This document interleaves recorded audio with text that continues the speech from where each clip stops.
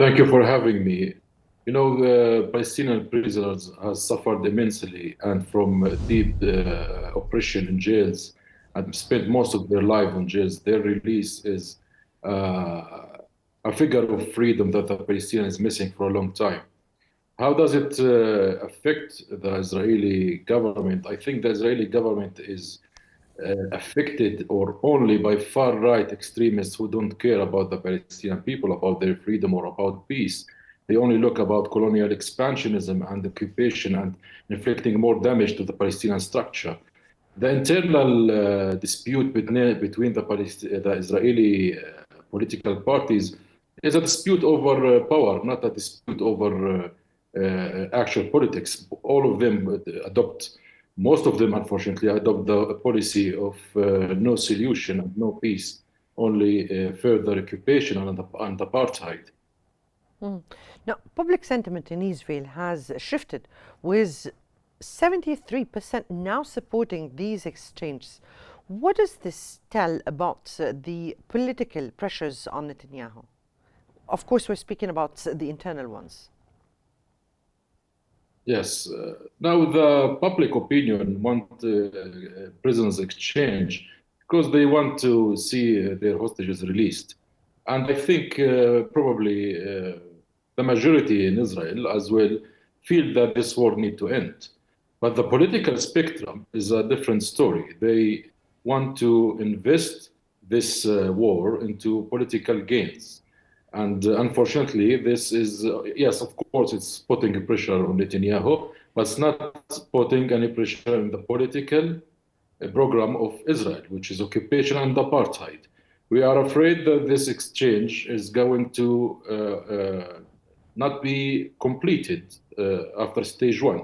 That's why it requires all the efforts from mediators and the Arab world and the international community to guarantee that Israel will not violate this ceasefire deal and to translate that ceasefire into a comprehensive political solution that would make a sustainable peace.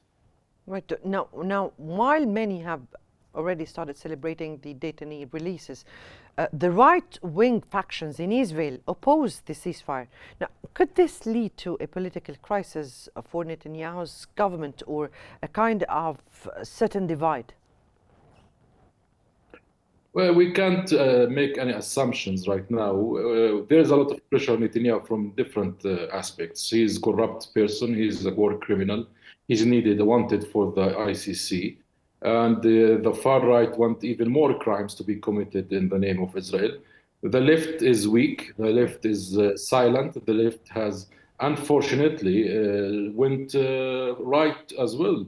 They want occupation on the part, and they do not provide any kind of alternative to the Israeli politics. I see that the far right and the ultra right is the one who's driving this policy forward. Now, the ceasefire definitely, as you said, respectively, remains fragile as both sides maintain opposing demands. Now, do you believe this truce can extend beyond its current phase, and how? Well, we hope that the ceasefire will be the first step to begin with, to devise a global comprehensive solution for the Palestinian cause. The world now is witnessing this crime of the century with shock, and this destruction in Gaza and the 2 million Palestinian refugees is a huge number. That is a crisis, a refugee crisis we have between our hands, as well as the invasion in the West Bank and the destruction of the infrastructure of Palestinians reflect that this is an extermination campaign that Israel is driving against the Palestinian people. Now, the world is facing these facts, but still not acting as it needed to act. The Arab world, of course, and the mediators, and especially Egypt, has played a major role in making a big stance against this occupation and making a solid stance against the forced displacement of the Palestinian people in Gaza, which is an old scheme of the Zionist Israeli colonization since the 50s that want to empty the land from its people. Of course, the Arab world has adopted a unified position against this scheme and is categorically refused. Because, in fact, this is a crazy idea that would actually make a bigger problem to the Arab world and to the whole region. This is not going to solve it. The only solution is the two-state solution, and every reasonable human being addressed this fact. Now, the international community is asked to act. There is the Hague group in ICC, which put a great position that they want to continue their process in the legal arena to bring justice to the Palestinian people and to arrest the war criminals. The world needs to follow suit. Unfortunately, until now, the Western powers is still reluctant to take divisive and deterrent policies against the Israeli occupation and apartheid, especially after we all have witnessed that their scheme is pretty exposed and obvious right now. Mm-hmm. Now, definitely the humanitarian crisis in Gaza continues, and tens of thousands are still displaced. Now, how does the ongoing ceasefire reflect on the ability for aid distribution and reconstruction efforts? Well, after 15 months of total destruction, and as Trump said, it's a demolition ground, they really need a lot of aid. There is a humanitarian catastrophe. This is not an easy process. The ceasefire, of course, is a precondition for any aid to enter and any reconstruction to take place. But the amount of damage is huge that requires, as well as the aid and some sort of peace environment, also a political solution. That political solution would put a horizon for everyone to have hope and to bring Gaza back to where it was.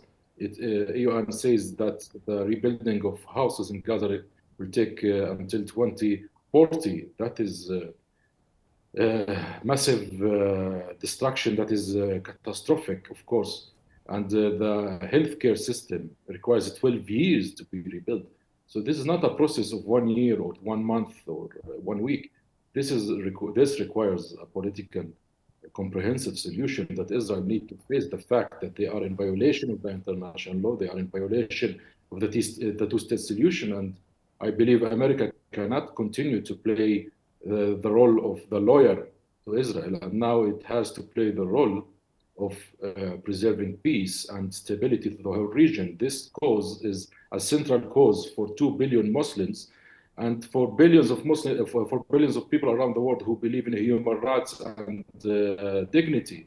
It's not going to be easy to just keep persecuting the Palestinian people and hope for the best. It's not going to be. This is disconnected from reality. Indeed, indeed.